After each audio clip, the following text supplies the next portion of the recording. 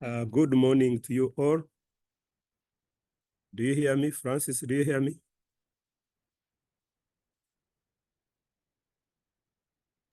Yes, doctor, we can hear you very well. Okay, let me take this opportunity to welcome everybody to the 18th monthly webinar for the Water Resources Institute. For those who are attending for the first time, we always have these webinars on the last Friday of the month. And for today, we are privileged to have a presentation on focusing on impactful collaboration, nexus of research, practice, and funding for WASH. And this presentation is going to be made by Dr. George Wanaina from Swiss Federal Institute of Aquatic Sciences and Technology. For the benefit of those who are attending for the first time again, we'll get a presentation from Dr. George. After that, we shall have time for questions, clarifications, but also want to encourage people to put some questions, comments in the chat. This webinar is running for 2 hours from 11 a.m. to 1 p.m. And I want to encourage all of you to participate very, very actively. My name is Dr. Kalistin Limugaya. I'm the Director of Water Resources Management in the Ministry of Water and Environment. And on behalf of the Ministry of Water and Environment, we want to thank all of you for coming to attend this webinar. For those who would want also to share the work they are doing with us, feel free to contact the Secretariat of the Water Resources Institute so that you can be scheduled to share with us. We are using this opportunity to get us to know what is being done around us so that we can benefit from the experiences and capacities we have. Without wasting any more time, I would like to invite Dr. George Wanaina to take the floor. George, you are free to handle it the way you want. After you have finished your presentation, then we shall have time for questions and clarifications, which will be moderated by the coordinator of the Water Resources Institute, Madam Gwendolyn Choburungi. Thank you very much and wish you a nice day. Over to you, Dr. George. Thank you very much, Dr. Kalist, and it's very good to see you again. And thank you for everybody who has joined us today for this webinar. I'm going to be presenting about facilitating collaborations in the nexus of research, practice, and funding. And I'm going to share my screen now so that we can kick off. Can everybody see my screen? Yes, we can see it, Dr. George. Yes. Go ahead. That's great. That's great. So I work at the Swiss Federal Institute of Aquatic Sciences. In German, it is abbreviated Eawag, and we are based in Zurich. And this presentation is about how to facilitate this kind of engagements where you have researchers, practitioners, and funders in water and sanitation projects. And the idea is that these three groups cannot work in a disjointed form. And this is why it is important to focus on these kind of conversations so that even when we are doing projects as practitioners, we get to learn a bit about the role of research in those projects. And for the researchers to also understand how they can better inform the projects that are being done in different contexts. And for funders to know who exactly should we fund and how and why, so that we can categorize the relationships between funders and practitioners. So my presentation is going to be in two sections. One short section is going to be a little bit about Eawag and the department that I work with, so that you have a background of when I talk about collaborations, what it also means and what it also entails, and the people that I also collaborate with. And then the second section is going to focus on the key topic of research, practice, and funding, and how to actually facilitate collaborations with an example from Kenya, which I will go into a bit further in details, and another example, which is mostly based in Uganda at the moment, but will also be having a global outlook. So the examples I'm going to give are in very early stages, and the thing that I would like us to take from this is that it might inspire some of us here, because Water Resource Institute is also a research institute that the presentation might inspire us to also come up with this kind of collaborations that are contextualized to places so that we can find solutions that really work for different contexts that we live in. So I'll take it off from here and straight introduce Eawag. So Eawag is one of the research institutes in the ETH domain. There are several of them, and Eawag focuses on water resources in general. And it's part of the ETH domain, which includes also universities such as ETH in Zurich. We focus on areas of water as a resource and as a habitat, and we believe in science that matters, with over 500 researchers under one floor doing research all over the world with a lot of peer-reviewed publications. We have 12 research departments, and one of them is Sandec, and Sandec is the Department of Water, Sanitation, and Solid Waste for Development. So Eawag, being one of the departments, is more outward looking. It is involved in other countries beyond Switzerland, and mostly in low and middle income countries. We are partly in Kenya, in Uganda, among other countries, all over what is called the Global South at the moment. And the department has over 50 researchers focusing on SDG 6 and 11 and other interconnected SDGs. And this gives an overview of where I'm coming from as a knowledge broker, which I will explain a bit further, because it also has to do a lot with facilitating collaborations, implicitly and explicit kinds of collaboration. Now, moving into the content, we know that research is important. We also know that we have to implement projects, and we also know that we need funding for all these kinds of activities that we are doing within our realms. I know we are a mixed batch in the team here, and therefore all of us will get something out of this along the way. But what happens is when researchers do research once in a while, the research findings are not directly implementable in all contexts. I'll give an example. If there is research which is very generalized, done in a country, let's say like Switzerland, there's no way you're going to apply it one-to-one in Uganda or Kenya because of the different contexts. And sometimes a practitioner in Kenya will not be able to benefit from that research unless it is contextualized to Uganda or another country. And therefore, sometimes research is not very usable to practitioners, especially as presented by researchers in journals, in academic journals.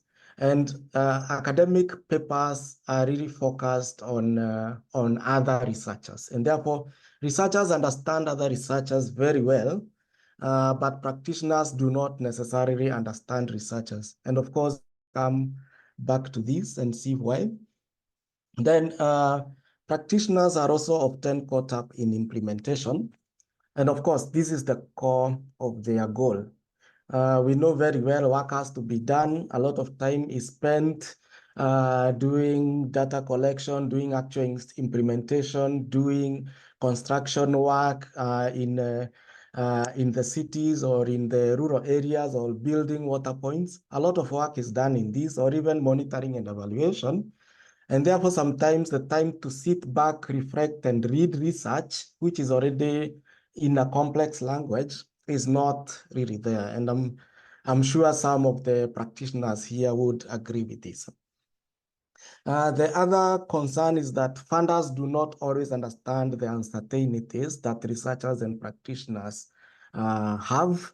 A good example is when researchers set out to do research, we do research because we do not know. And funders sometimes have a difficulty funding people who say, we do not know, we are going to go and find out. And sometimes the answer might not be available at the first try or the second try or the third try. Or sometimes other things happen. For instance, COVID happens and then you cannot travel anymore.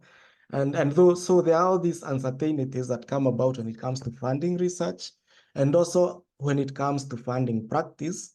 And this is why we have a lot of conversations from funders talking about bankable projects and such. But then people in practice always have to deal with the regulatory environments that they are dealing with, which may be uncertain. They have to deal with weather conditions. Now we have climate change, it's always changing. And therefore you can always make the best plans, but it's only in implementation that you realize that some things are not really possible.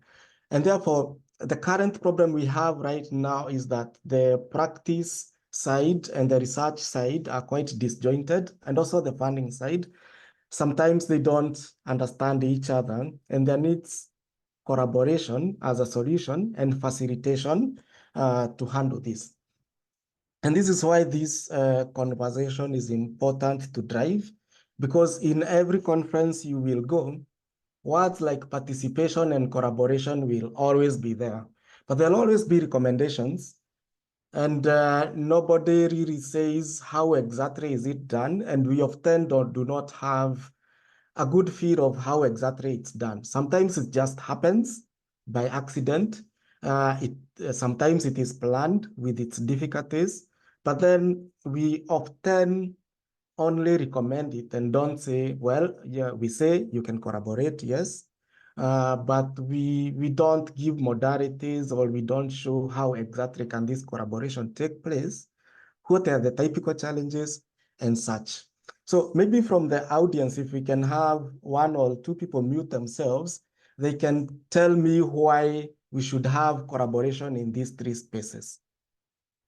Is there someone who would want to give it a try just directly? Francis, please maybe help me check there. I'm trying. Joshua here. Can you Yes. hear me? Yes.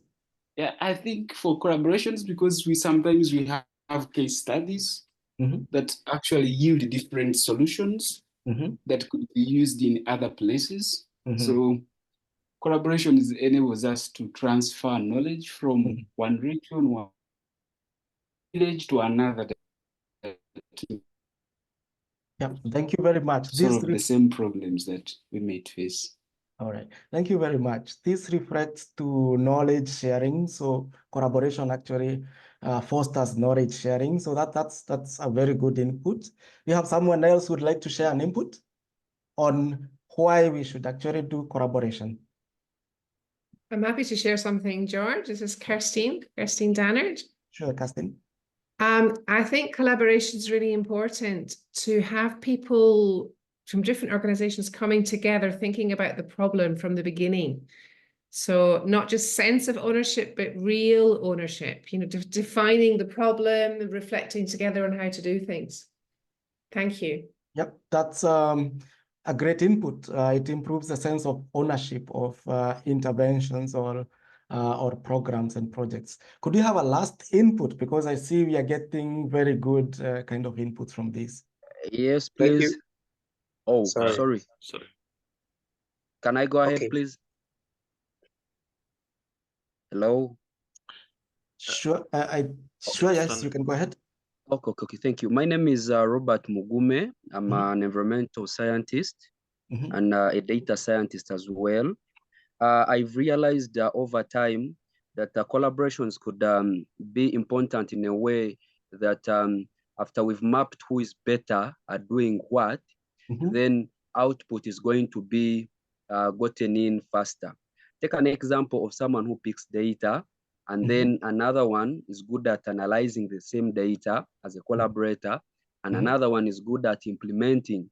Because the challenge we're having is we've collected all this data and research and seated on it. So I think collaboration, by identifying who is better in the field, would reduce expenses on having load for one party doing all the work. Thank you. This is great. So this now speaks to mapping stakeholder strengths and ensuring that the right stakeholder takes up the right role. Thank you very much. Then we have... Yeah, there's Stanley here. Okay, super. This is Stanley, coming from all the way from Nigeria. There's another issue. This word has been maybe used, is collaboration and coordination. I always don't talk about collaboration if I don't know coordination, because you can collaborate, but you're not coordinating. In other words, you are doing a good research. However, you are doing a good practice in the field, but how does research translate to practice? And also that practice then coordinate to know those people implementing. That aspect of collaboration and coordination is a very key aspect. Thanks. That's a very good input, that we should not forget that it's not just about collaboration, but then there's also the aspect of coordination. Thanks a lot, Stanley. Then we have Christopher, right? And then we can close this part. Christopher, go ahead. Are you there, Christopher? You are. Yes, I can go ahead, I think. Sure, yes. I'm not a scientist, I'm a journalist, but I think collaboration is very important for people participating in such programs to understand each other rather than being far away. When you collaborate, you are closer, so it is very easy to understand each other. So then collaboration can also increase understanding. And so we did a workshop sometimes back last year, and some of the things that we saw that collaboration can really support, especially in WASH. And if we group the actors as WASH researchers who produce new knowledge, practitioners who do the implementation, and the funders who do the implementation and policy work, and funders who do the funding or who bring in the resources, we saw that one of the main reasons why we should collaborate is that if programs, projects, and policies are not grounded on research, or informed and grounded on research, then implementation will be like running without knowing the right direction to move towards. Then again, we also saw that research can be very useless if it does not align, or if it is not contextualized to relevant contexts. So in this case is a case where researchers can follow their curiosity and just research on topics that they really like, and not necessarily the topics that really inform maybe the challenges in a given context. So this is quite important to bring across. And then any funding that does not link the two above might be lost resources if then the three are not collaborating. The researchers, the practitioners, and the funders are not collaborating. And therefore, it is important to actually collaborate. And if these three act together, then you have programs, either you have programs that are abandoned over time. For instance, you can have treatment plants that are not in use, or you build toilets that are not in use. Sometimes you can have research that stays in shelves, but people cannot interpret it or use it, or it is not maybe timely at the moment. And of course, there are different types of research. In here, I'm really focusing on applied research, because I also know there is research for science to extend the bounds of science. So this is in a different realm. And then, of course, funders can fund many things in the WASH sector, but if they end up funding a project which is moving in the wrong direction, which is not informed in research, then it really implies that the outcomes are very minimal in the long run. So these are among four, and of course you have brought out many other reasons which are important, and I know many others in the audience have other reasons, and this is not meant to be an exhaustive list. It's just meant to be a list where it can trigger this kind of discussions of collaboration. And from now on, I will not leave out coordination because of Stanley, and because it's also very important. So thank you very much, Stanley, in this regard. Now, let's go to who facilitates collaborations. Who do you think would facilitate collaboration, let's say in research, practice, and funding? Who would be these people? I would like to hear views from the audience, because I know you have been engaged in collaboration. Sometimes it's not planned. Sometimes it's not even official in an MOU, for example, but You know, you talk to people from organization X when you need something and they come through for you in one way or another. So who do you think should be the facilitators, especially in our organizations?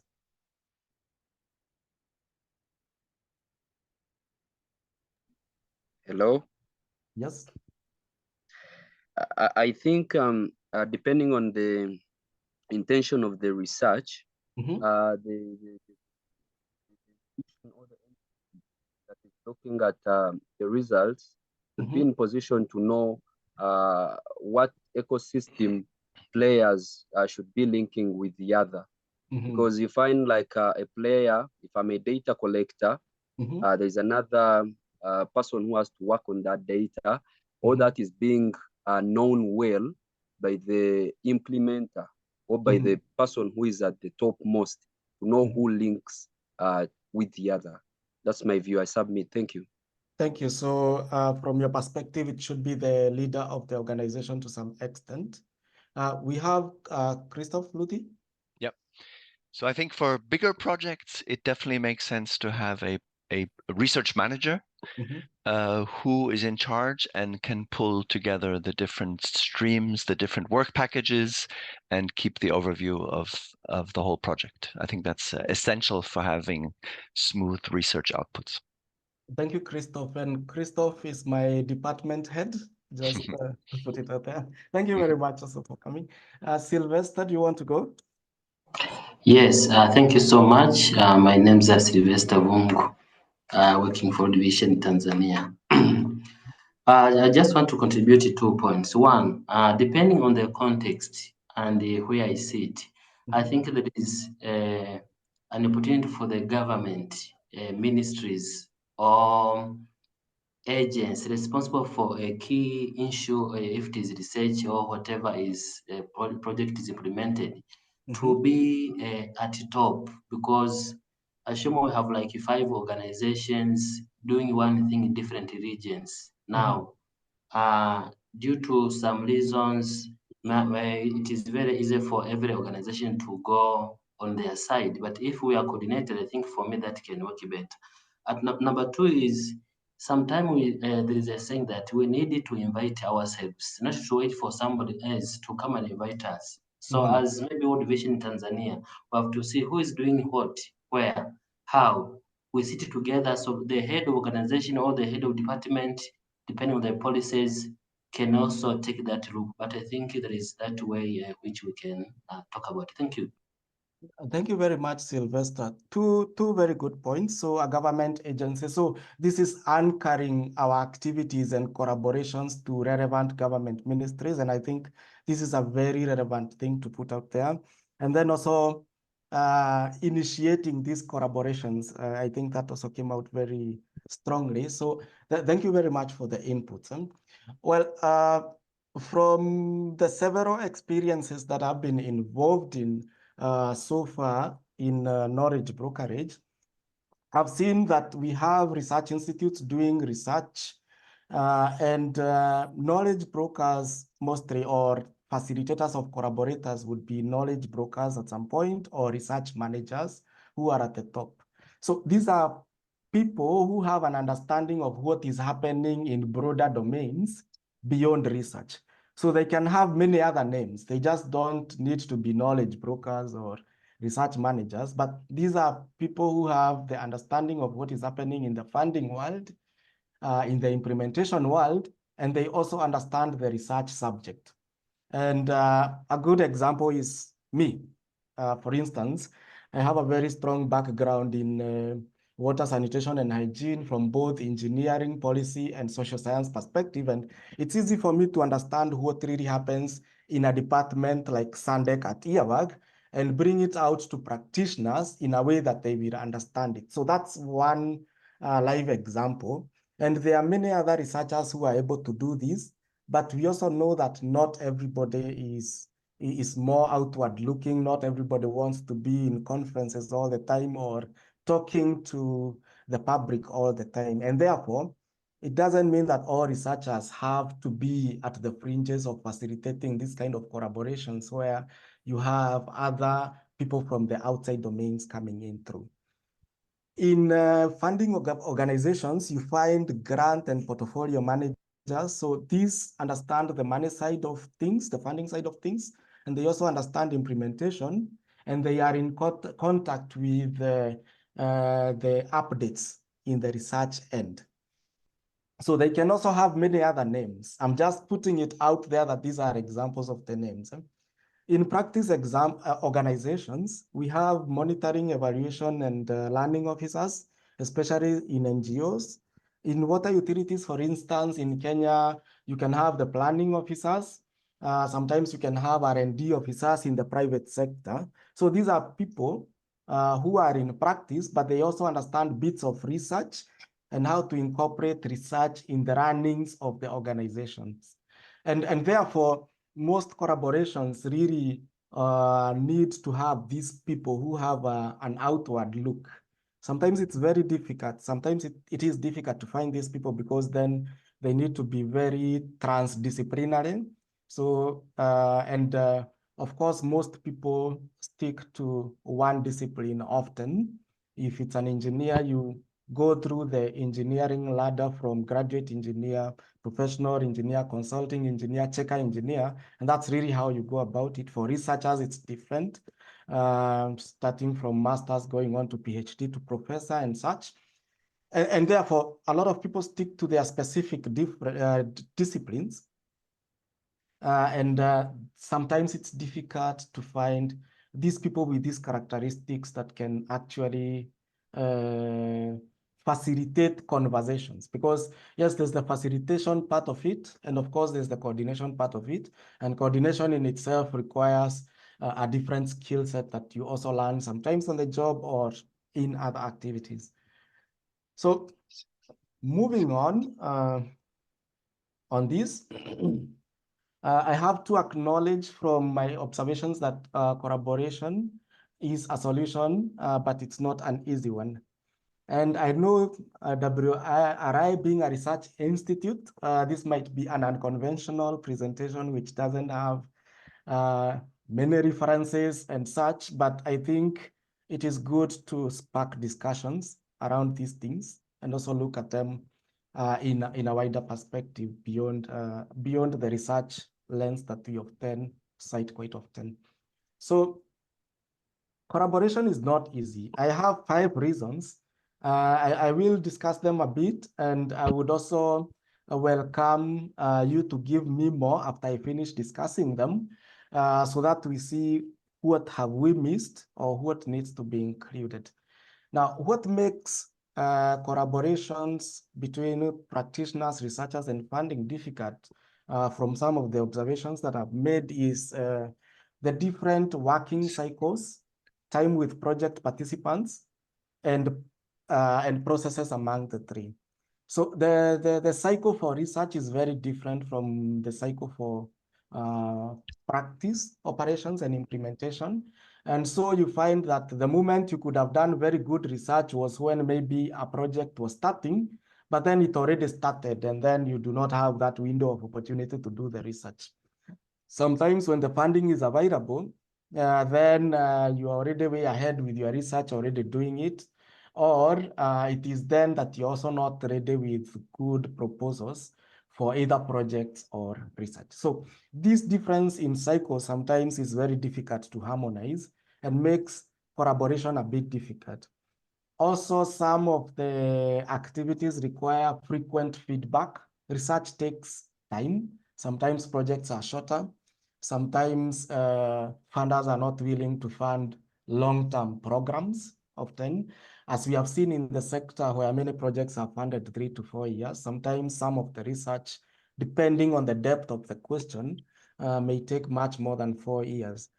Topics like participation, for example, which we have not fully cracked, has been studied since 1969 in the urban settings. And this tells you the amount of time research takes on a specific topic. Then also projects for, let's say, WASH are currently being funded on an average 3 to 5 years.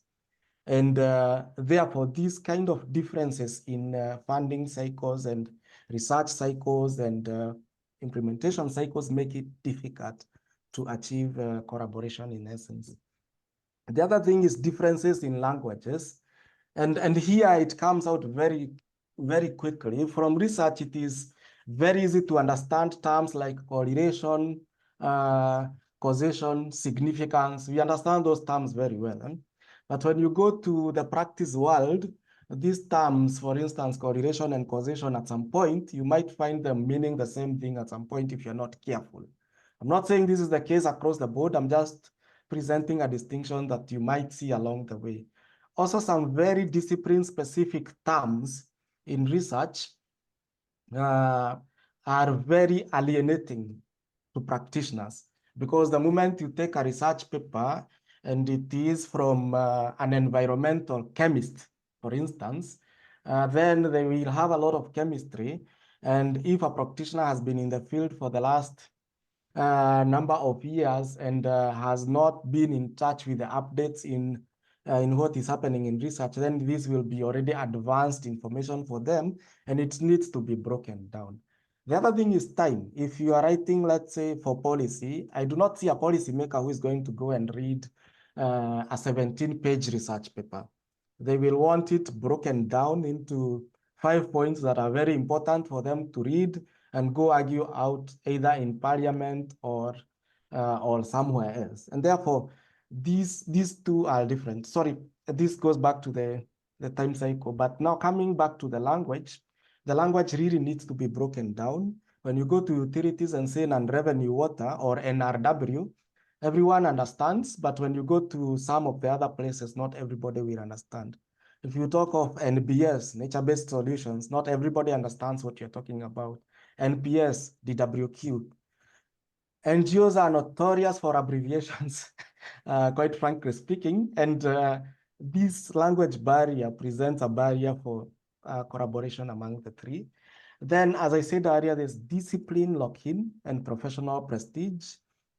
When you meet also, for instance, doctors, they'll speak their own different kind of language. It's still English maybe, but it has its own words. Same with engineers, same with lawyers and such. So you have that. And people do not want to move out of that either because of prestige or because you are actually locked to that language and it looks very normal to you.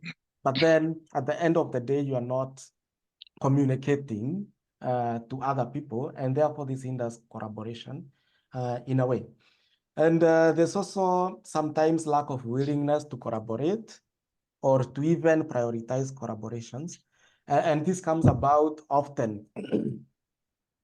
It comes about often when people are just comfortable doing what they do on a daily basis, and they probably don't want, again, to get out of their comfort zone.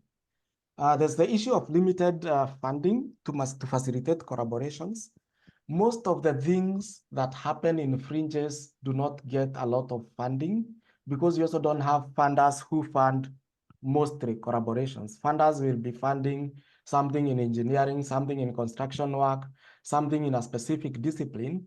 But sometimes you lack this funding to facilitate collaborations because people are not sure what exactly you will do, how exactly you will monitor it, how exactly you will go about reporting over time. And this is a challenge in itself that hinders collaboration. From the audience, do you see other reasons why people do not really engage in collaborative activities? Yes, sir. Yes, please go ahead. Well, thank you for the submission. It is a beautiful one and really insightful.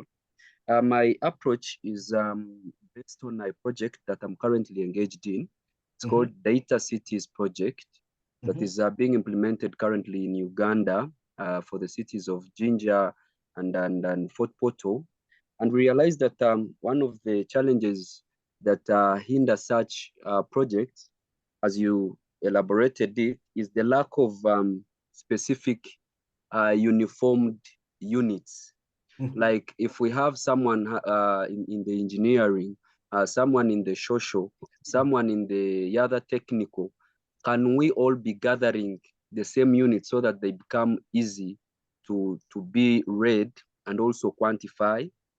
The other thing is For the policymakers, we've really gone astray. This is my own personal perspective, that the policymakers, once they don't understand what the researchers have done, we've really washed and dried in the soils. So as researchers, we really need a strong voice to determine who should be our leader in regards to policy, because we do a lot of work down here, and at the end of the day, as someone who has never even known writing a concept comes and puts everything down. So moving forward, I think one of the other things, as we look forward to a system that is data driven, if we developed a system and know at the end of the day, what data are we interested in? My definition of data are numbers. That if we are looking for a certain research solution, every data you're looking for can be quantified into numbers. Now, if we develop this system, can we know what each collaborator is supposed to be bringing on table in regards to numbers? And then at the end of the day, we can see who has not brought in the numbers compared to what our target was. But this all comes and after a long while of deep research, of our people in offices understanding what exactly they have to deliver at the end of the day. Thank you. Thank you very much.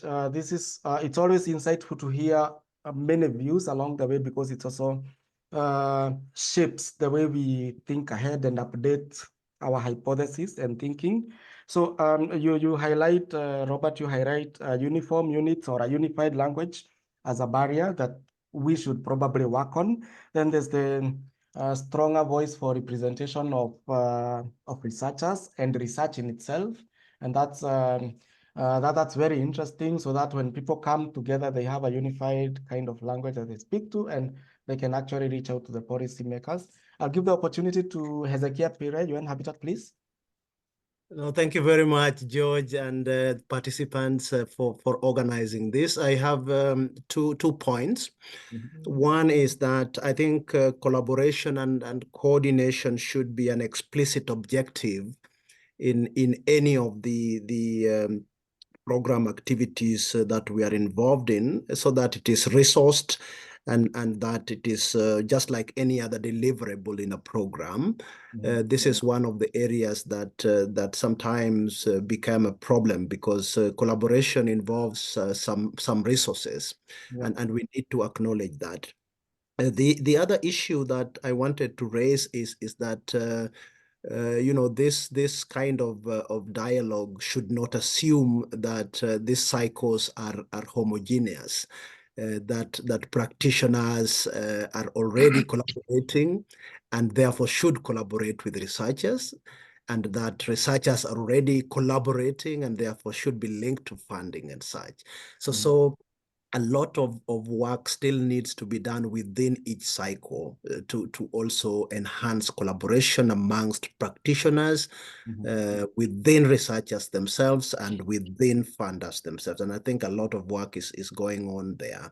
The last point is when it involves other sectors, and it needs to involve other sectors, because WASH is so much cross-sectoral in nature, and emerging issues such as climate change, which has its own practitioners, researchers, and funders, you know, becomes an issue outside WASH at some point, but needs to really also be part of WASH when we are talking about collaboration. So looking beyond one's discipline, looking beyond one sector, to see what are the other relevant sectors, such as agriculture, such as environment, such as land, that are very much related to water, and also issues around urban planning.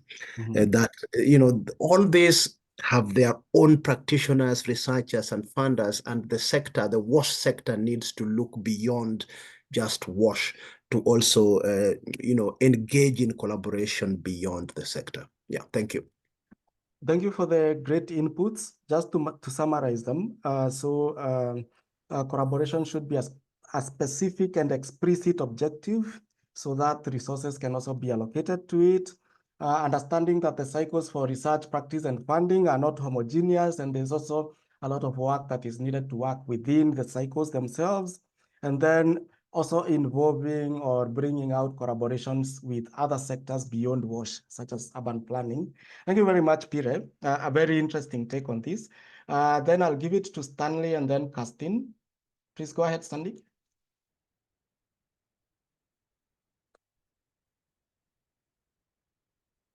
The floor is yours, Stanley.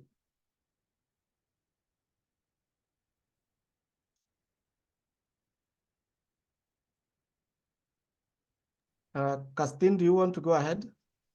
Okay, thanks very much. I have kind of 2 points. One is, and I think you can help to tell me if you also feel the same. I think a lot of the research organizations in water and environment are based in the global north. Mm-hmm. And then the collaborators, the partners in the south. I really feel that the connection between the research within organizations in, for example, Uganda, working practically on water and environmental issues and collaborating needs a lot of strengthening and in many countries. So, and I think part of the challenge is the lack of precedence of that, the lack of experience in that. You know, it's a learning journey. And I think that's why your presentation today is so important, to help to take, you know, us in the north and in the south, the global north, on that learning journey. And the other part, which I think is also important to recognize, is that many southern global south universities are much more focused on teaching. They often have very large number of students and less research focused, or certainly less focused on collaborative research. So a question to you and to the Water Resources Institute is really showing practices of South-South research collaboration and unpacking how that's being done to inspire and help the learning. Thank you very much, George, for the chance. Yeah, Kirsten, thanks for bringing out the issue of spatial distribution of these kind of collaborations. And today I'll be highlighting actually two collaborations that are more centered in the global south. Of course, there's support with collaborators from the global north, but I have the same feeling that I get that we have a lot of course, teaching that is taking place. But then I would also want to hear from someone from the Water Resources Institute, because I know you also understand this. So Stanley, I'll give you, I'll give you the chance to give your Hello, can you hear me now? Yes. Yeah, okay. Now, thank you so much. Having been in the business for development and humanitarian for the last 20+ years, and especially on those I have in WASH, infrastructure and environment, I've come to realize one of the things that also hindering us is what donor interest. Interest. And this is a big issue because, for example, I'm not here, like say maybe BHA have already put their concept that what you want to fund. However, the practitioner and those people on the ground, humanitarian organizations, know exactly what they want, but you are delimited to suit their condition because they have already told we are here, as if they know more. Is unfortunate. And I was thinking about, in a deep way, that we are trying to demystify here by consortium. And we are also demystified by what we call pool fund. We did very well in Somalia, as many like 7 NGO come together, and we tell you as a donor, put that. We know the game on the ground. We will do the best, we will give money, we'll do everything. So that has been a delimitation. And I don't know at what level they need to donor it. If you want to fund wash, yes, okay. But you have those people who have been doing this game and they know the need and to the local level, and allow them to choose and design their program, but not to narrow them to suit your interests. That has been one of the hindrances. Thank you. Thank you very much, Stanley. So to summarize, there's donor interests, which misalign with context needs sometimes. And then things like pool funds could be interesting to bring about into the sector with the example of Somalia. Maybe at some point, Stanley, I will get in touch with you and we can discuss this topic further, because it's also a topic of interest that should be spoken about and openly along the way. But I would like to ask the researchers in the room, there's a point that Castine raised, which was very interesting. And it was about the focus on research versus the focus on teaching in Global South universities. Maybe the researchers, do we have someone who can speak into this? It would really be good to hear ideas openly so that we can also know whether this is a common feeling or not.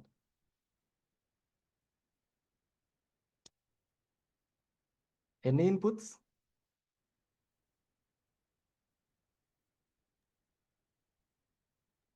I think maybe allow me to jump in. It's maybe sorry. This is complete. Allow me to testify on that. In the Global South, I don't know whether we complete. We go too much academic as such, and then we leave somebody to. We don't translate that. And I have tried in many program to any program that I'm heading to really try to have a university doing the same thing, and we try to collaborate.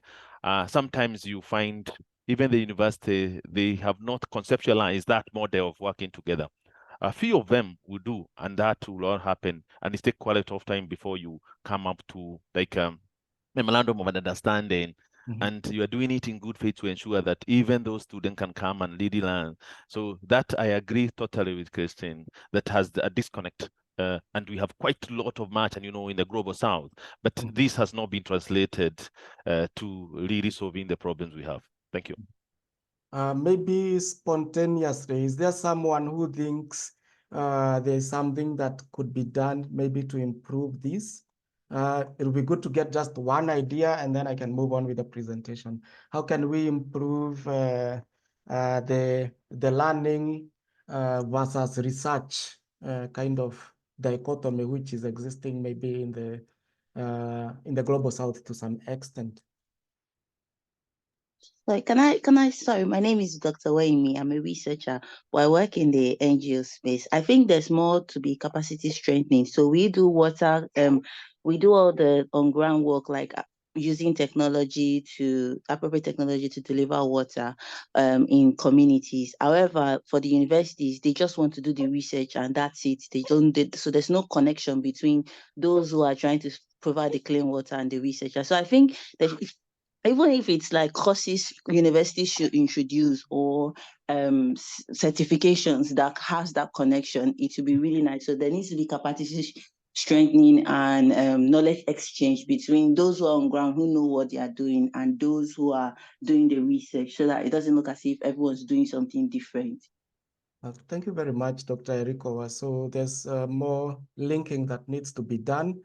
Of course, I also think the incentive mechanisms could be improved to foster more collaborations with practitioners from the university side. But I also think practitioners, let's say from NGOs or water utilities and whatnot, can also approach these universities with concrete research questions that they need researched on. So this is good to think through these terms. Is there any points before I move on? I don't see any hands up. Anybody want to? Can I intervene? This is Suresh Rohila here. Yes. I wanted to say that, it also depends upon the institutions, how they are, and the researcher, how they are recognized for their contributions. For example, if you look at UK universities, the REF framework and all those does not that much recognize that the impact academician would have in terms of collaborating with on the ground with organization, NGOs and otherwise, but they are recognized for their contributions in the academic peer review journals, which their own community understands, and citations become the criteria for judging their excellence. Similarly, NGOs and development sector partners who are working with donor funds, they are working with sometimes or many times with donor agendas only. So they are actually, and the practice, if you look at the public sector, they are more towards on the ground, trying to say that they are struggling with the problems. I believe everybody is being judged based on different criteria. That's why the problem arises. Then that's why we are talking about this nexus. So I think somehow that needs to be understood by each institution about whose collaboration you're talking about. That they need to recognize this, that ultimately we are working for the people and communities, and we are trying to improve the wash sector overall. Thanks very much for the input, and this speaks to the different incentive systems that exist between, let's say, universities, NGOs, and other organizations, and therefore probably it's a whole idea of also including incentives for collaborating to show impact. And so thanks so much, Suresh, for this. I will go on now with the presentation. So how do we do it at Sandec? How do we try to catalyze or facilitate collaborations? About a year ago, a year and a few months ago, I was given the responsibility of handling knowledge brokerage at Sandec. And the first question that came about to me was, how could I really make an impact in terms of fostering collaborations? And one of the things that I started doing, Sandec was already doing it, was to make research ideas more accessible to practitioners, or research findings more accessible to practitioners by synthesizing them, translating them, and communicating them broadly to where people are. I did not want people to come to me. I rather wanted people to take the outputs to where they are. And through collaborations with over the 50 international researchers at Sandec, we are able to come up with research over the years, and you're able to synthesize it to a larger extent and deliver it either in conferences, on social media platforms like LinkedIn, WhatsApp, and such, on meetings like these and such. And of course, Sandec has produced other kind of documentation that is necessary that is relevant for practitioners. A good example is the Compendium for Sanitation Technologies, which has been heavily used.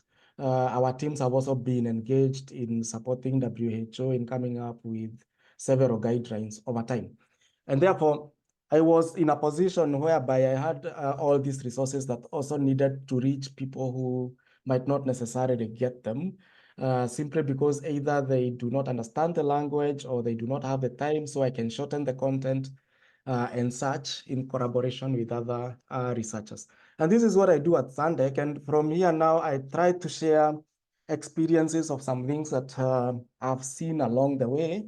And one of the focus points for me is a collaboration that I'm piloting in Kenya.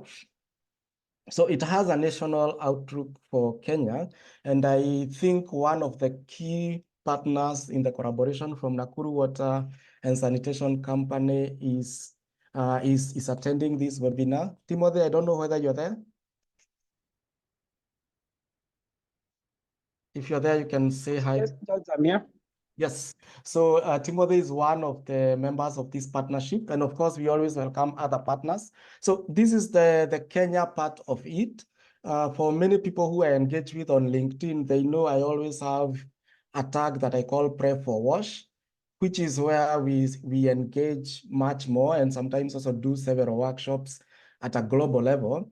But then when we did the first workshop, Timothy got in touch and asked me, can we contextualize this for Nakuru Water? And then I thought, why not? But then how can we do it? The question was, how do we do it in a productive mindset? So this is the story of that exercise up to where we have gone up to now.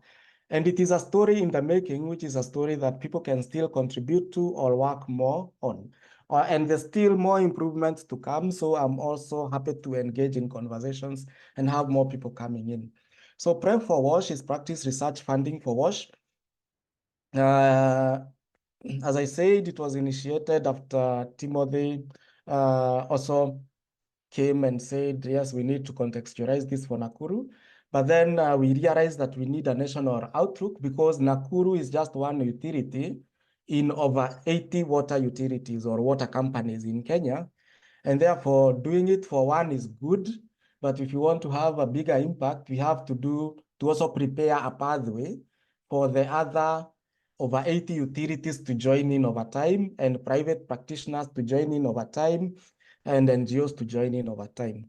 So we also approached Water Fund. Water Fund is the government arm of Kenya that deals with funding and is also responsible for research to some extent in water and sanitation. And they agreed to be part of the collaboration. And then we also approached the local universities because in our understanding, we thought that if a problem is in, let's say, Nakuru town in Kenya, there is a university like Egerton University, which is there in Nakuru, and they have a water program. Why is it that we do not have actionable research coming out from Egerton University for Nakuru water? So we invited several universities, including Jomo Kenyatta University of Agriculture and Technology, Strathmore University, Meru University. And these were necessary because we wanted to get the academia and research side in place. And we also invited WhatsApp, who are interested already because they also have a research agenda, and it combines or it links with what Nakuru Water wants.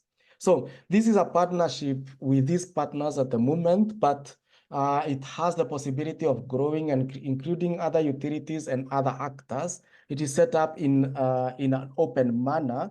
And the idea is to collaborate and co-create solutions specifically for the different utilities. I will go to the roles of the stakeholders that are involved, the stakeholders you've seen. So we have the water utilities, and the starting one is Nakuru Water and Sewerage, Water and Sanitation Services Company Limited. And for them, we want them to highlight the challenges within the utility and within their coverage area, challenges that can be researched on, and have them ready. We want them to be prepared. It's more of a project or program preparatory phase. We want them to be prepared. If someone comes and says, I would like to do research with your organization, then they need you as the organization need to have questions that they should be answering, rather than them always coming with questions. And over time, now speaking to Castine's point, we have seen a lot of research work that has been driven by questions from outside. And in this case, then the utility or the company or the organization which has the research questions developed already can already say, your questions of research do not align with our interests. Can you alter them to align with our interests? And can we have an actionable output besides your MSc thesis or your PhD thesis? Can we have a 5-page actionable output from your work based on our research questions that we have already established as a water utility, NGO, whatnot, can mention it. The Water Sector Trust Fund is the national outfit which we have anchored the collaboration at, because at the end of the day, this collaboration belongs to Kenya. It's for Kenyans. They're the ones who understand what is going on, and it needs to be left in Kenya at the end of the day. It's not an Eawag project per se. It is a collaboration which is initiated from Nakuru Water, now spreading to the national level. Then we have WhatsApp, who are willing to facilitate researchers in kind, as well as engage in mutual activities, which is something that we are also encouraging other NGOs to pop in.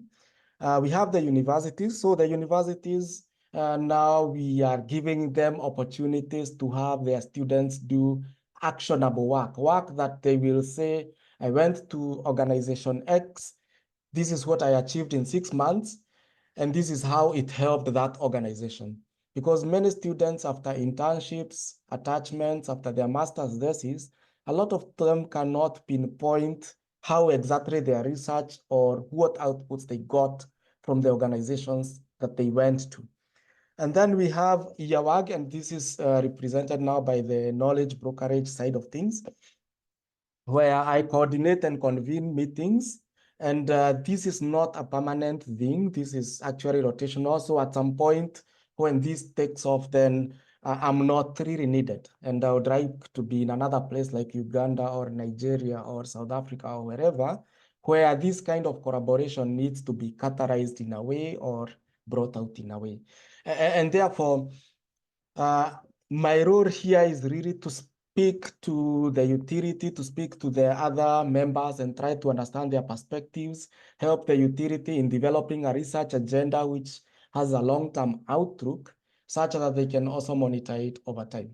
And this is what from Sandec, Eawag, I have been providing with knowledge brokerage to try to push the agenda of context-based solutions and research that moves away from, or activities in academic institutions that move away from only learning, but towards also actionable and impactful research. We have some milestones so far. So we have finished the collaboration framework. Many of you who understand drafting these kinds of agreements know that when you have more than 2 organizations, they can take forever. At the moment, we are at the end of finishing the collaboration framework. We are also almost completing the research agenda for Nakuru Water Utility. And I can say Timothy has been very active and influential in coming up with the challenges, highlighting them, shaping them. And I think he is in a place now to actually train other utilities to come up with similar research agendas. And this was the end goal of it, that then the next utility that comes in, it doesn't have to be me who does who takes over the formulation of the research agenda, but rather Timothy can also do inter-utility kind of training for that along the way. And therefore, Timothy at this point is fully prepared for that. And you can reach out to him if in case you want to hear more about the process. It would be nice to also hear from his side. Then we are targeting to enroll for 4 projects by the end of this year. We have some promised funding from several sources to do this. And if we can tackle four research programs for the research side and for the practitioner side with the funding that is there, then we will have considered that we have made a stride in this kind of collaboration. Moving ahead, we have some early lessons. And some of the early lessons is that collaborations take time and they need intentional efforts and resources. And this now reflects to what Hezekiah Pire just said, that we have to be specific and objective that we are going to collaborate so that we can also allocate resources for that. Because of time, funding will be limited and teams have to bootstrap. A lot of times with the team, we have gone to many meetings without any allowances of some kind, but just pushing the agenda along the way. And we see it is working. We see it as a direction that we need to move, and people are positive about it. And therefore, some bootstrapping it always comes into place, and we have to sometimes also spend some of our resources in terms of time. Now, ready research agenda driven by needs is necessary to offer cumulative direction over time. So this goes to utilities or NGOs or other practice organizations. And they need ready research agendas. And this is what we are doing for Nakuru Water, giving them a ready research agenda, whether a student comes or whether a master's or a PhD researcher comes to the utility with their question.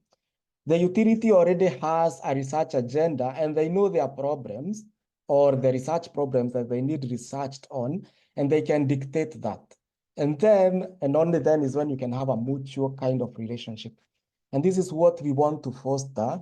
And this goes along the ways of project preparedness and such along the way. Because this is something that has been missing, where you have students going for internships, but then there's no specific direction. This is not a common case to everyone. And this is not to say that Nakuru Water did not have ideas around this. It just means that Nakuru Water took the step to systematize this and have a document that they want to say that this is our research agenda as a utility. Anchoring these frameworks to responsible governance frameworks within the country is also very necessary. And this is why we are working with Water Sector Trust Fund in Kenya also, because they are catalysts in scaling this. For us, we can only start it, catalyze it, but then they can scale it beyond because they have a more broader outlook. Then we have external actors have to have an exit date in mind. I said Eawag here is an external actor and a global actor in this sense, and we have an exit date in mind. We know that the moment it takes shape, then the utilities have Timothy who can maybe teach them and also exchange with them more. And as more get trained, then they will get in line, and then that can move in that direction alone. Water Sector Trust Fund can be the umbrella at some point, and this is also scalable in essence. And therefore, this is the kind of framework thinking that we have, that if this takes off in that direction, then we don't really need to be there, because also the resources for this kind of activities are not always available. And therefore, we don't necessarily need to be there. As long as we are not needed, we need to leave as an external party to this. Of course, I'm Kenyan, but in this case, I come in as Eawag, as an external party. And when the time is right, I know very well I need to move. This is not a job I'm creating for myself. And we have other collaborations besides Pray for Wash. I wanted to highlight this because it is in Uganda, and I know we have a big population of attendees from Uganda from the Water Resource Institute. We also presented this project during the Uganda Water Week and did a few workshops around it. If you would like to know more about it, you can just scan the QR code, but it's called the Water Sanitation and Behavior Change. And we are in collaboration with Makerere University. If Professor Charles is here, you can just say hello. We are working in 2 towns in Uganda called Wabulenzi and Kakoge, and we want to understand how water supply, sanitation, and solid waste services interlink and which or what innovations are relevant. So here, we also have students from Makerere doing actual PhD research on actual projects, supporting these towns develop physical development plans, working with the municipalities to understand what kind of capacity development or alignment is necessary, but looking at it from the need point of view, not from implying that this is what is needed or this is what needs to be done. And this is an approach that for me as a Kenyan, I feel comfortable with. Otherwise, I would not be comfortable with imposed kind of research questions. I have general recommendations for these engagements from several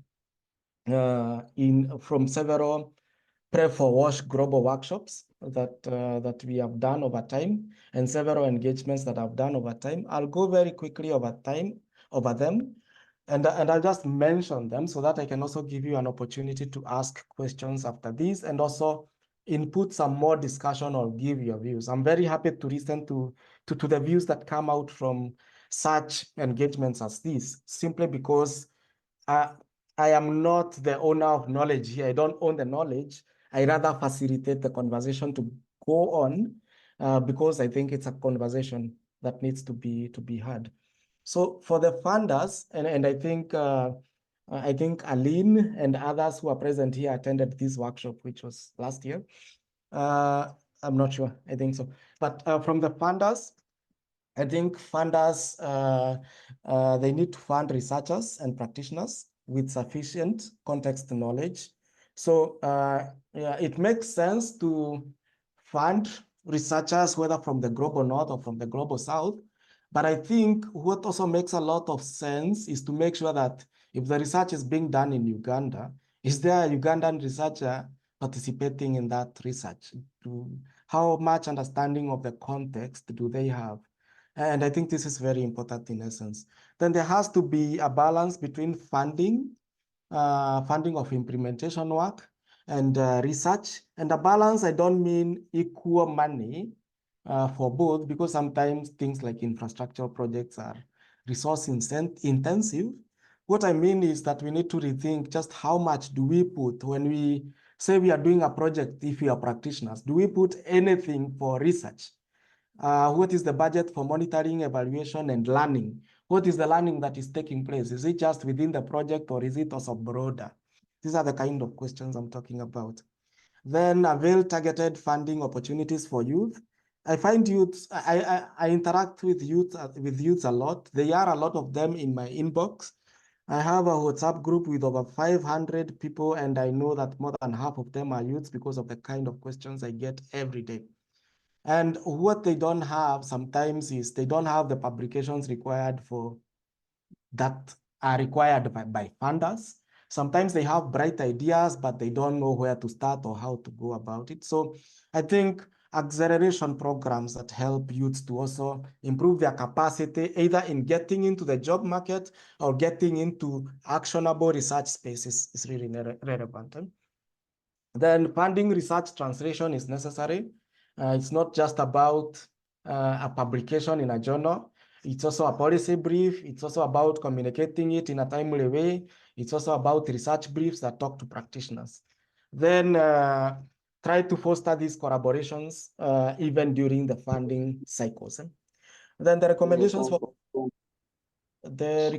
for practitioners, we have, we would want to see more engagement with research activities from the practitioner side. Advocate for research to be translated. From the practice side, you have to also go to the researchers and tell them, hey, we don't understand some of your research. Could you please translate it to a language we understand? Participation in communities of practice and collaboration. I know Uganda has a WASH community of practice that sometimes I attend, and this is good. We want to see all kinds of practitioners, researchers, and funders.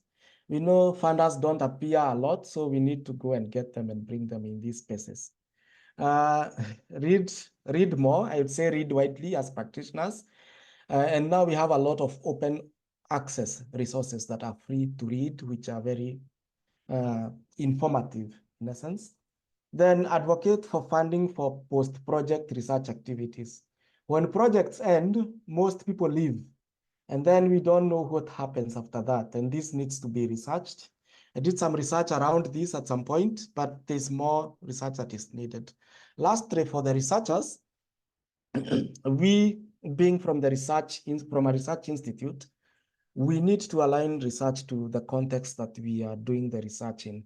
So if we do research in Uganda for 3 years and then publish our papers in nice journals, we also need one more publication that says, we did this research in Uganda. This is the challenge that was sought in Uganda. We collaborated with collaborators in Uganda in doing this. And this is how the research that we did or the findings that we found are relevant for the people of Uganda, and then go and communicate these to the necessary person that needs to hear it. I think that is how the process ends. The process does not end at publishing in a journal. Then, of course, disseminate the research beyond academic journals, actively engage practitioners, call them, ask them, what do you think about this research question? Is it relevant to the context of Uganda and such? Then we need to foster local research capacity. Prep for WASH is doing exactly this. We need, if someone is doing a master's thesis, we don't want it to rot in a shelf or in a repository somewhere. We want it to make an impact in a water utility, in an NGO, in a private company, wherever it goes. We want it to make an impact. And this is the only way that people can understand and appreciate also the value of research. Then we also need to embrace interdisciplinary collaborations. This speaks to Peter's comment on moving beyond WASH. We need to go also to the social world.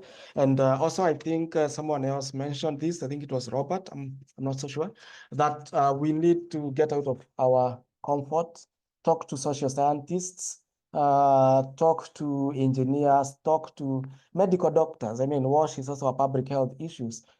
Talk to planners. They're the ones who approve whether a house is being built with which type of toilet. So talk to them and include this topic in this kind of discussions.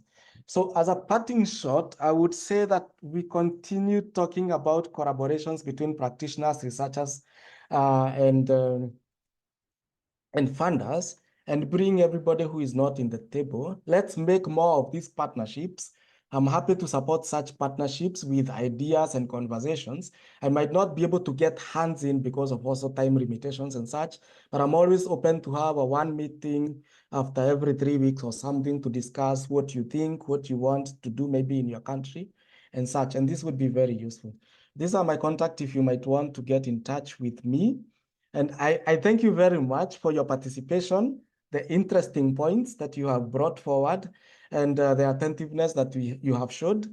There have been 66 of you in the webinar. So this says that we were interactive enough over the period of time, not so many drop-offs. So therefore, thank you very much. And I take it back to the moderator. If you could please moderate the discussion. Hello. Hello. Listening to me? Hello, Gwen, we can hear you. Hello. Thank you. This can hear me. Just thank you, George, for this very informative and very important topic of collaboration and coordination in WASH. I just want also to thank the participants, those who have been actively involved in this presentation, and those who are listening in, and those who have sent their comments on the chat.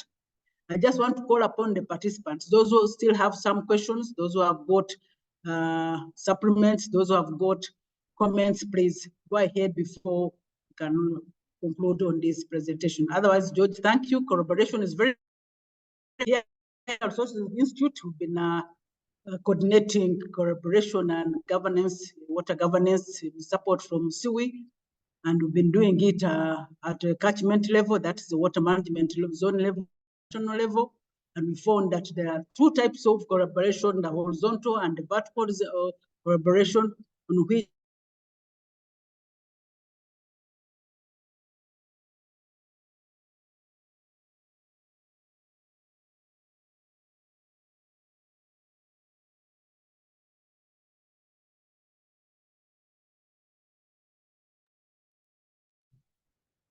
Hello.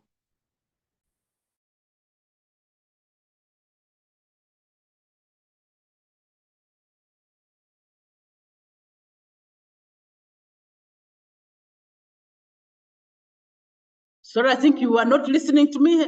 My internet. Yeah. You had gotten lost. Sorry. Had gotten lost. Sorry about that. It's just intermittent, keeps on going off. I'm sorry about that. I was saying here at the Water Resources Institute, we've been doing collaboration and coordination and water governance with support from SUI. And we started by going through the local, at the local level, at the regional level, the water management level, and the catchment level. And also are doing it at national level, looking at both horizontal and the vertical collaboration in the water and environment sector. Looking at the sectoral level, we looked at the catchment level, we look at the sub-catchment level. And this topic is very important for the water and environment sector. At the same time, it enhances what the Water Resources Institute is undertaking. In this note, I want to call upon participants who want to air their views, those who want to ask questions and comments, to go ahead before we conclude this presentation. Thank you. Thank you. I've been on a wait. Can I go ahead, please? Hello. Aisha, can you? Please, Aisha, go ahead and Aisha Nakaja. Aisha? Thank you, Ms. Gwendolyn. This is a very good presentation. Can you hear me? Yes. Can you? Okay, fantastic. And thank you to our presenter. My question was that how can we leverage and partner with maybe other global alliances that are interested in research, and how can we bring our fantastic work that we're doing at the national level and also embed it into global agendas on water quality? How can we scale our research in this kind of aspect? Because right now, for example, I am attending the IUCN African Conservation Forum here in Nairobi, and I find that actually there are very great discussions on biodiversity and climate change, but we find that water quality issues are not really mainstreamed. They're not brought at the forefront of priorities. And now I think it is our role as researchers and communities of practice to also scale our great impact in such kind of spaces. So how can we do this? Thank you so much. Thanks a lot, Aisha, for this. You can get two people and then George can answer. I'm sorry, I can't see the hand icon. Can I go ahead? Please go ahead. Okay, thank you. Thank you, George, for the submission. Choburunji, thank you too for your facilitation. My question and the submission goes to all of us. In 2014, when I was doing my undergraduate at Makerere University, I asked National Water to avail me data for River Mpanga because I come from the Western region.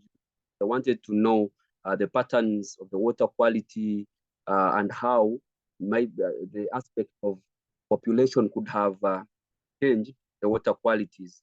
I asked for 10 years and they only gave me 1 year of data. I still thank you. Maybe I wasn't mature yet to analyze the 10 years, but these calls are up for collaborations that are really making sense on the research body from the academic and also the implementers like the National Water and Sewerage Corporation. Kindly, if we come for this information, let there be a policy that give reason why when I ask for 10 years, I cannot be available with that data. That's one. Another thing is the water governance. In 2017, I tried to analyze some data for Jibu water. Jibu water is a little bit different from what might be Rwenzori is doing, Hema water is doing. For them, they package their water in 20 liters. And this was a good idea for the people who cannot afford the more expensive water. But still, when I dug deep, I realized that still it was a little bit expensive. Though I don't have information to make a conclusion on that. I made a little research on how much National Water sells water to these people. I made a hypothesis saying that if we are putting expenses on water treatment, transport, and operational costs, yes, this water could increase on a price. But does it really make sense? At the price that National Water is giving a liter to a domestic person or a commercial, vis-a-vis the amount of money I buy a 500 milliliter bottle, and who is responsible for this? Or we should not talk about it, because we had thought of creating a way of treating this water and implementing water tanks that are solar driven to look at the climate change impacts, so that if water is treated from one place, the way milk was being transported in the earlier years, we could have points maybe of the poor people who cannot afford to boil water because of fuel costs, come and pick these waters from given points. I didn't go further with this because I really didn't know whom to come up to. Now, God has been good that most of the key players are here. I'm still asking this same question.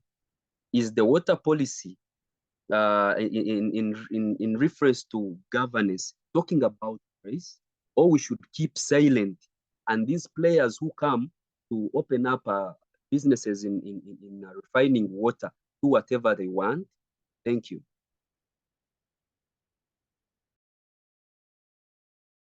Thank you, Robert. I think this one we shall discuss it outside this forum. George, you can continue and comment. Thank you. Robert, we shall discuss later.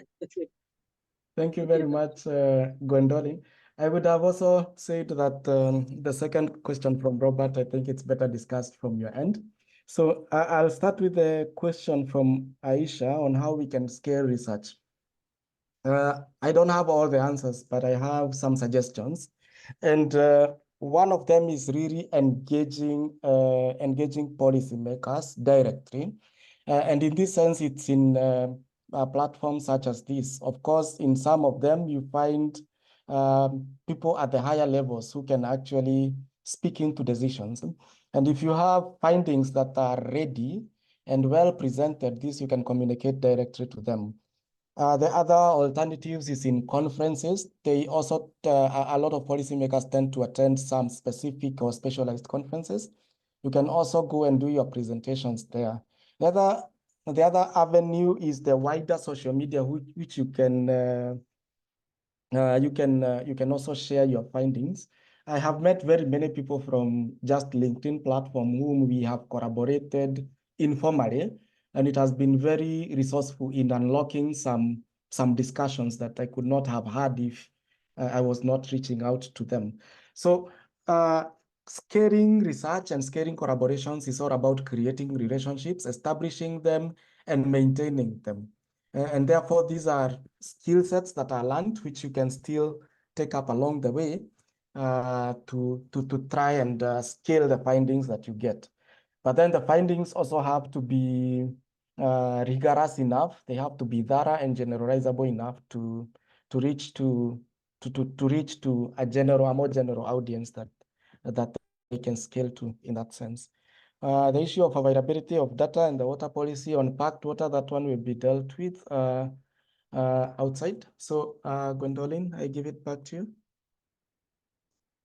Thank you, George. Maybe I will allow Fortunate to ask one question and then we can conclude on this presentation. Thank you. Fortunate? Yeah, thank you so much, Ms. Gwendolyn. Thank you so much, Mr. George, for the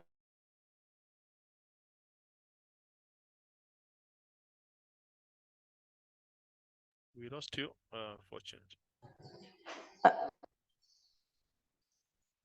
Fortunate, we lost you. Go ahead, you're Fortunate, okay? All right, thank you.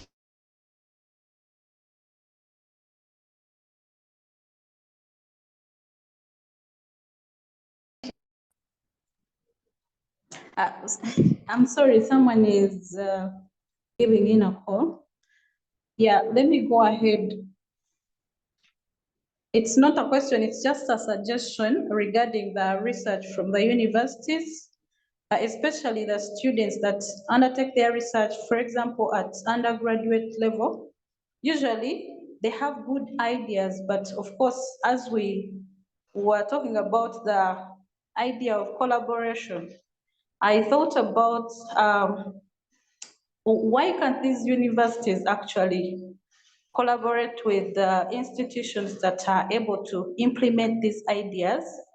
Like, for example, where some of the students are attached for internship, if, for example, they attached a supervisor outside the institution just for making sure that this supervisor from the institution picks up the idea,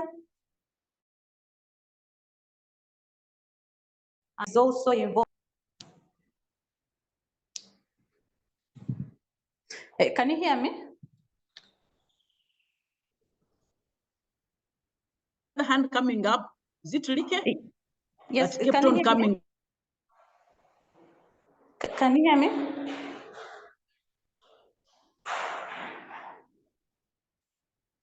Can you hear me? So Fortunate, we had part of your question. Maybe it might be a good idea to type it because you sometimes break down and then we lose a part of the conversation. Is it okay to type it on the chat? Yeah, but can you hear me now? I'm going to type it out. All right. Yeah, thank you. Thanks a lot. Thanks a lot, Fortunate.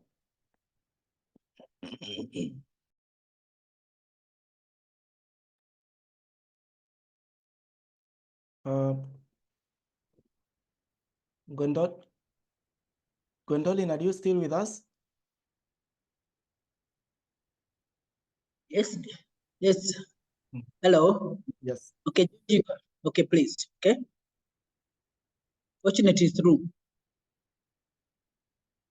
It's okay. Can you hear me? Yes. Hello. Yes, I can hear you now. Okay, fine. Sorry, I lost you. Fortunately, we are through. You can put your hand down and George can respond to Fortunate's request. Thank you, George. Go ahead. So, Fortunate, I missed a bit of the question because you broke down at some point, and so Gon, we requested Fortunate to type the question down, and then we can respond it from the chat. Fortunate, are you hearing? You type the question down in the chat. Yes, yes. Let me type it out.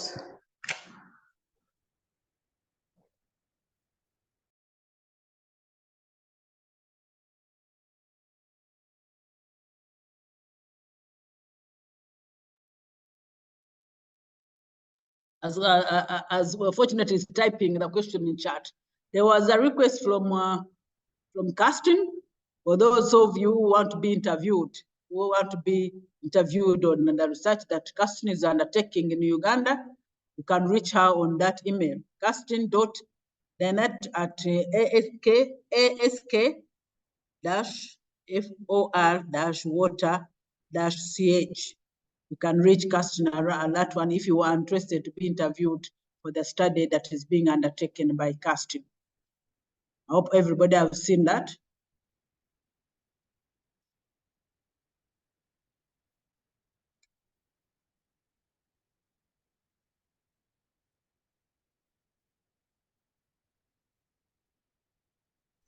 Or maybe Gerard, you can go on with your question. Yeah. Gerard, back.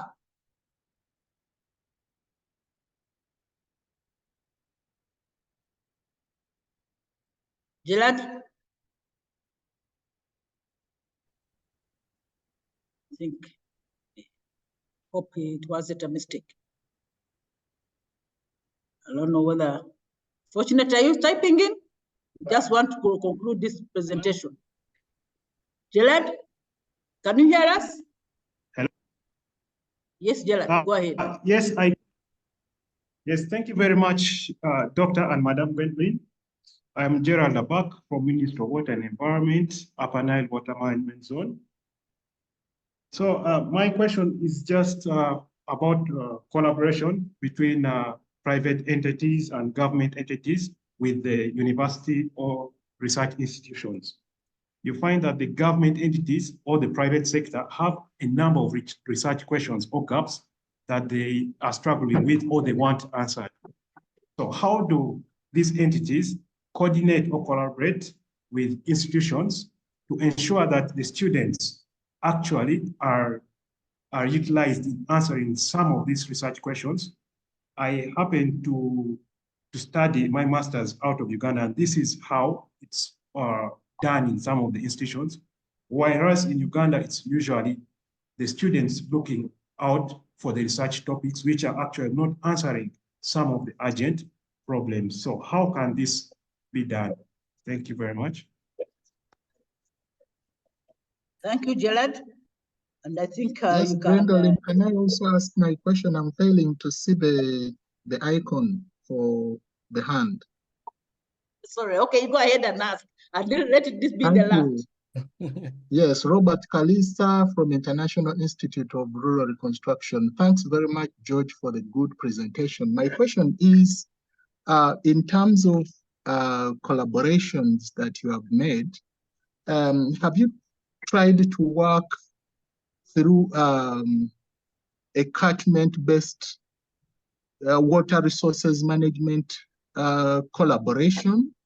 For example, in Kenya and here in Uganda, so that maybe you can share with us some of those goods in terms of, working alongside the different catchments, because we strongly believe that collaborations should be based on addressing catchment-based water resources challenges and knowledge gaps. So have you done that kind of, collaborations based on maybe some catchments in Kenya and here in Uganda, and what are the key issues? What are the key wash issues coming out from there? Thank you.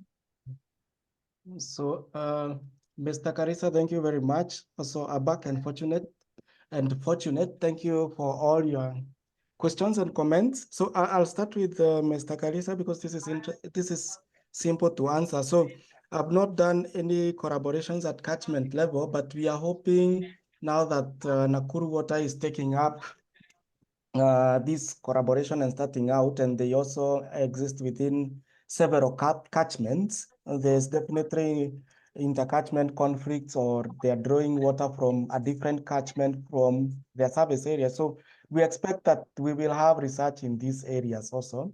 And I'll be happy to share insights when they come in at some point.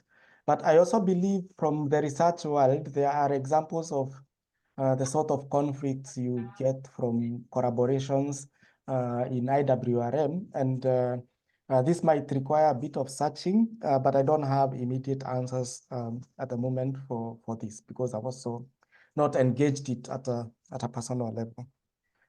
For ABAC on private sector involvement in Uganda, I cannot speak so much about Uganda, but there's always the idea of public-private PPP partnerships. And in this case, then the objective would be to maybe a university which is publicly hosted, partnering with a private organization which is doing research in a certain area to solve a specific problem which is of interest to both the public entity and the university, the research ideas of the university. So it's an idea of aligning visions. And if such a policy does not exist in Uganda, it of course can be worked on. This then would be an opportunity to maybe work on it, but also proactive measures. I think the private sector can come directly to the university and say, give us 10 interns or give us 2 of your master students. And at the same time, the university can also go to the private sector and say, we have 5 students. Do you have topics you would like us to work on? So this is not very systematized, and we are trying to systematize this with the example of Nakuru Water, so that we have a system that is running with an input and an output and a way of monitoring progress. So this would be a starting point, maybe for that question. Then, can universities embrace the idea? This is from Fortunate. Can universities embrace an idea of strategically attaching students to external supervisors from institutions that are capable of implementing ideas from students? Yeah, this is good. And this is also a form of collaboration, because even in Prep for Wash, if Nakuru Water takes up a student, there has to be a supervisor from the utility, and the student is entirely hosted in the utility. For instance, they do their work in the utility, and then they go back to defend their master's thesis or their PhD in the university. So this kind of coupling, an academic supervisor and a practice supervisor is very useful, and I would welcome it from that. So thanks a lot, Fortunate, and thanks a lot, Madam Gwendorin, and I give it back to you. Thanks a lot, George, and thanks you participants for being active participants.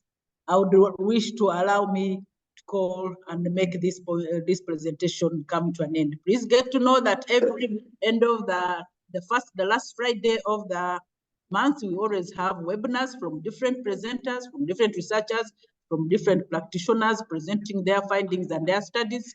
Always coming around, it starts at 11 and goes up to 1 p.m. Please, you're welcome every day and every time. And we have got a joint email that we always send emailing for people to participate, and always do register. You cannot participate unless you've registered. Otherwise, thank you, George. Thank you, the participants, for this webinar. And this webinar has been a very informative webinar and very welcoming to the sector, the Ugandan side of the sector. And I'm sure collaboration does not only remain in the national level, but can also include the regional level, since knowing that Ugandans' waters are all transboundary in nature, we need to collaborate with even our regions in management and development of the water resources. Thank you a lot. Otherwise, have a blessed weekend. Bye-bye. Bye, thanks.